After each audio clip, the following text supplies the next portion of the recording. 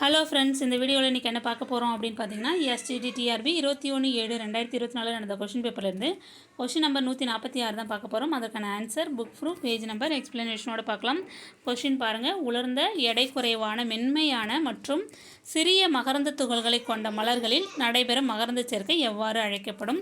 இதற்கான கரெக்டான ஆன்சர் என்ன அப்படின்னு பார்த்தீங்கன்னா ஆப்ஷன் பி தான், அனிமோஃபிலி தான் கரெக்டான ஆன்சர்.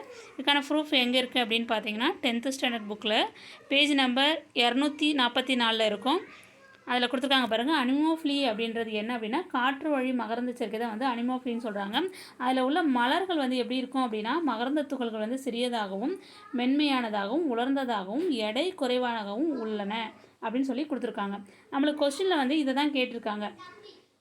என்ன கேட்டிருக்காங்கன்னா, மகரந்த தூள்கள் சிறியதாகவும் மென்மையானதாகவும் உலர்ந்ததாகவும் எடை குறைவாகவும் உள்ள மலர்களில் நடைபெறும் மகரந்த சேர்க்கை என்ன அப்படின்னு கேட்டிருக்காங்க கொஸ்டின்.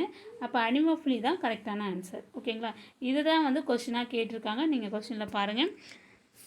ஓகேங்களா? அப்போ கரெக்டான ஆன்சர் வந்து என்ன அப்படின்னா ஆப்ஷன் பி தான் கரெக்டான ஆன்சர். இந்த வீடியோ உங்களுக்கு பயனுள்ளதாக இருக்கணும்னு நம்புகிறேன். Thank you friends.